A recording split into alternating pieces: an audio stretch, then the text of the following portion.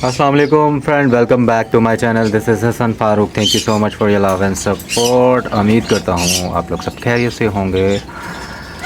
आज की जो वीडियो है वो हमारी यूरेशियन कॉलर डक के पेयर्स की अपडेट के हवाले से है। ये हमारा जो B2 फ्रोस्टी जो कि 82% तकरीबन जो कि यूरेशियन कॉलर डक का जीन कैरी कर रहा है और उस तरह से नहीं डरता जिस तरह से बाकी हमारे B2 डरते हैं, क्योंकि इसके जो असल में जो B2 होता है वो 85% होता है। ये है 82 पॉइंट समथिंग या 83 है कुछ, ठीक है। तो क्योंकि ये मेरे ख्याल में B2 और B1 की पेयरिंग से शायद प्रोड्यूस हुआ था।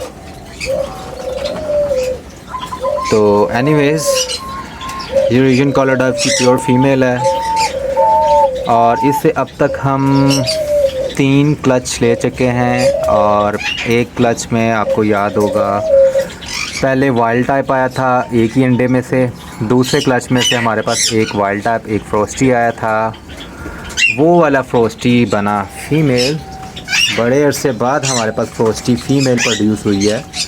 ये है हमारी B3 जो कि पॉसिबल स्प्लिट है सिनेमन की, क्योंकि ये भी पॉसिबल स्प्लिट है सिनेमन का।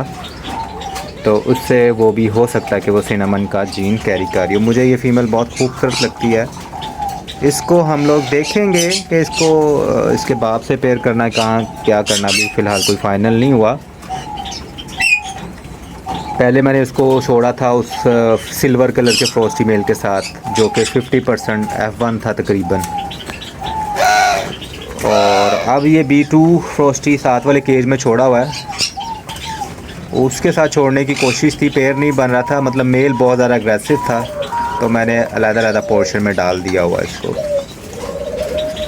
अच्छा, इससे फिर दूसरे क्लच में मेरे पास फिर फ्रोस्टी आया जो कि मैंने इसमें डाल दिया है। ये फ्रोस्टी आप देख रहे हैं, इसके अंदर इस टाइम ये वाला पीछे वाला पीस ये फ्रोस्टी है और सामने वाला सिनेमन है। और सिनेमन के जो पीछे है ना ये वाला पीस सामने वाला ये वाला पीस ये सिनेमन फ्रोस्टी है, ठीक है। तीनों को फिल वक्त एक केज में डाला हुआ है। इसमें B3 फ्रोस्टी दूसरे क्लच का है। तीसरे क्लच में एक और फ्रोस्टी आया है, वो अभी सेल्फ कंप्लीट नहीं हुआ, तकरीबन हो ही गया। वो अभी मैंने 4 स्ट्रिंग पेयर के नीचे रखा हुआ, याद होगा उसके अंडे मैंने किसी और के नीचे शिफ्ट कर दिए थे। दोबारा से अंडे आए हैं, उसमें से भी एक फ्रोस्ट निकला है माशाल्लाह से। वो अभी आपको बताया था जिसके अंडे टूट गए थे और फिर भी उसके बावजूद बच्चे निकल आए, ठीक हो गया। अब ये है 3 क्लच चुके, पहले में वाइल्ड टाइप, दूसरे में फ्रोस्टी फीमेल, तीसरे में ये साथ वाले केज में फ्रोस्टी 3 और चौथे में वो फ्रोस्टी, बल्कि ये 5वां क्लच है। ये माशाल्लाह से 5वां क्लच है इस फीमेल का। और ये दिखा दूँ मैं आपको, ये माशाल्लाह, तो माशाल्लाह से ये एक और बच्चा 5वें क्लच में से निकल आया है। अभी चेक करते हैं फ्रोस्टी है कि वाइल्ड टाइप, ठीक है।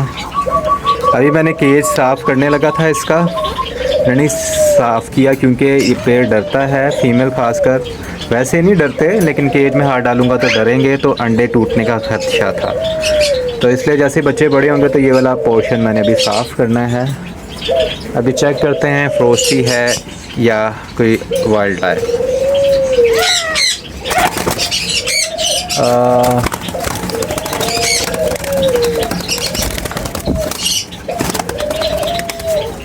फ्रोस्टी है, ये वाला बच्चा फ्रोस्टी है और दूसरे में से वाइल्ड टाइप निकल आएगा। कभी ऐसा नहीं वैसे हुआ कि दोनों ही फ्रोस्टी आ जाएं। एक दफ़ा हुआ था,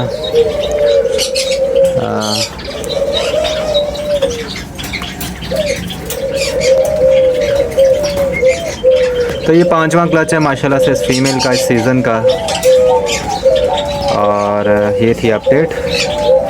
साथ वाले केज में भी मैंने आपको बता दिया है frosty female B3, frosty male B2,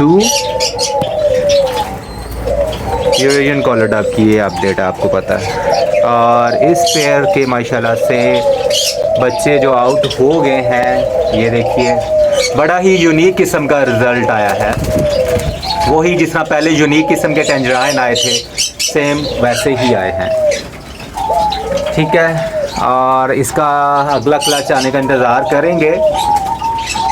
वैसे मैं लेना नहीं चाह रहा इसका अगला क्लच। अगर इसकी यूनिक टेंजराइन की फ़ीमेल रेडी हो जाती तो मैं ज़रूर इस पेयर को तोड़ के उसके साथ इस सिनेमन मेल से लगाता। तो एनीवेज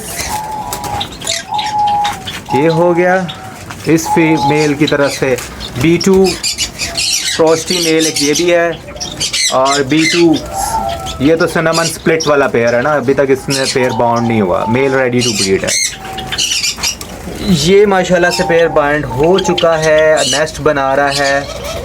ये F1 है, वही लाइट ऐश फीमेल से आए हुए। ठीक है, ये बड़ा खूबसूरत तो मेरा पेयर है। सिर्फ इस पेयर को इसलिए मैंने किया कि मुझे सिनेमन मिल जाए इस पेयर से, क्योंकि ये पॉसिबल स्प्लिट है सिनेमन से। अगर सिनेमन आ जाता है तो चलो डरेंगे नहीं वो पीस। मेरे पास जो पहले सिनेमन आए आपको पता वो डरते हैं तो मज़ा नहीं आता देखने का।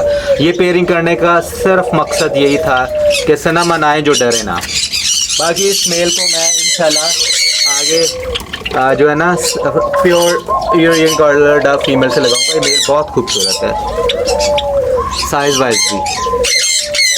और ये वाला जो पेयर है वॉलेट नेक का, आपको पता होगा ये पाल रहा था यूरोपियन कॉलर डव का बच्चा जो कि फ्रॉस्टी था, उसी पेयर का जिस पेयर का सबसे पहले मैंने वीडियो में आपसे शेयर किया है। ये फ्रॉस्टी पेयर है, बच्चा है जो कि बच गया था अंडा टूटने के बावजूद। और दूसरे वाला जो है वो साथ वाले केज में पड़ा हुआ है, वो कॉमन वाइल्ड टाइप है। ठीक है, थोड़ा सा डार्क है, इसको भी देखेंगे। ये फीमेल थी हमारी 25% यूरोपियन कॉलर डव और B3 सिनेमन मेल। तो ये है, और इधर B3 सिनेमन मेल है,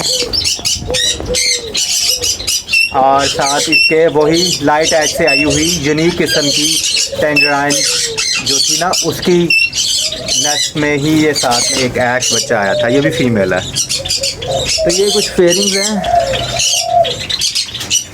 तो इस दफ़ा मज़ा आ रहा है रिज़ल्ट्स का।